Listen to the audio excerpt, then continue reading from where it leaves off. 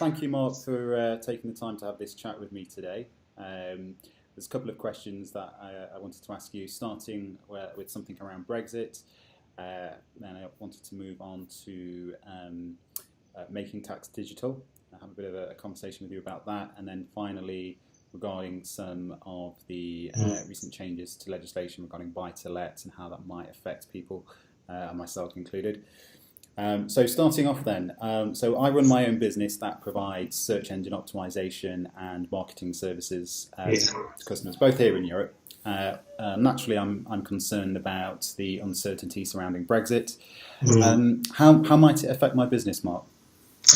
Well, Brexit is probably the biggest challenge to UK businesses probably since the Second World War. It's certainly the largest challenge to the UK government since probably about 1941-42, which were the darkest days of the war. It's a huge generational change.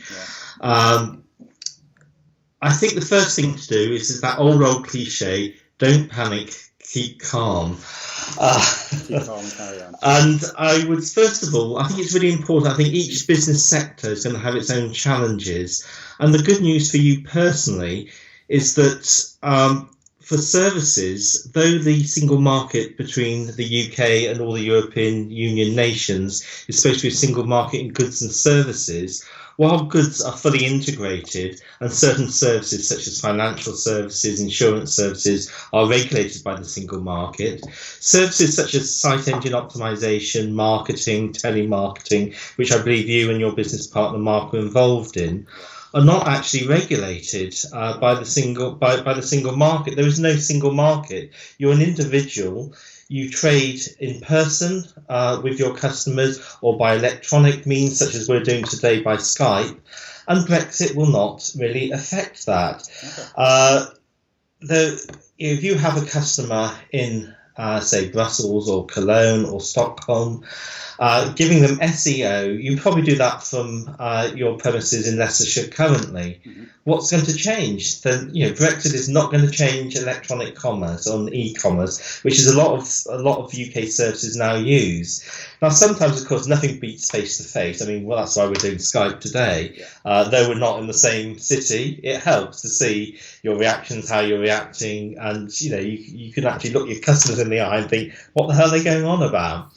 So, you're going to have to travel sometimes. Now, you hear these doom and gloom. Oh, there'll be flights, will be grounded. I think that's worst case scenario. Britain wants a deal, Europe wants a deal. There's going to be difficulties, but there will be travel. Now, okay, there may be some sort of visa restrictions going forward after the 2-year negotiation or any transitioning period.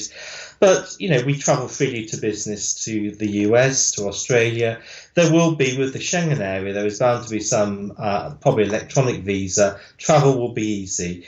Where there will be changes, I think, will be if you wanted to employ people or send employees out to Europe for long periods of time and set up offices. But even there, British businesses have establishments and permanent business establishments outside of the EU in other countries. So I think the first thing to sort of consider is don't worry, it's not going to gum your trade up. Some of the biggest concerns around Brexit are around facilitation of the transport of goods and trade. Will goods be stopped for much longer at the ports than they currently are? That will not affect the businesses who deal in services. So the biggest concern and the biggest worry to business and Brexit, certainly people exporting goods or importing goods, will not apply to your business. Now, I think where you need to be concerned and where you need to be sort of on the lookout is if a hard Brexit or very difficult negotiations continues the uncertainty that is hanging over UK and European businesses. If it causes a slowdown, if it causes a general recession, will probably where, if Brexit affects you, will affect your business. Now, the good thing is you're a small business. Small businesses if they are run well and properly run, are sort of probably the businesses that are best placed to weather a recession. You can be very flexible.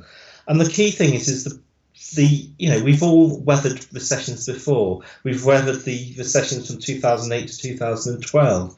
And the key thing is if you're running your own business that you've got to sort of follow the fundamentals. You need to concentrate on strategic planning. Make sure your business has a plan, has a marketing plan. Don't give up business development. Look at the fundamentals of your business. Have a target for sales volume. Make sure you're selling at the right price. Make sure you control your costs. Make sure you manage your cash. Have the confidence to go out and grow your business through Brexit. Great, yeah. So that does certainly put my mind a bit more at ease.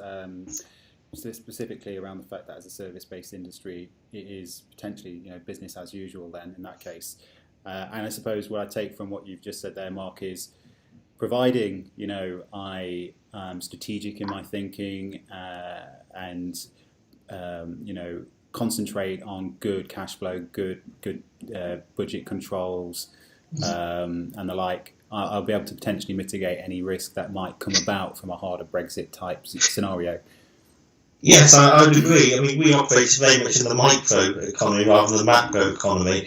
We're small, we're flexible. There will always be work out there for a good SEO, marketing, telemarketing business like yourselves. So I would just take the opportunities. Don't be scared. Go out and carry on doing business. Okay,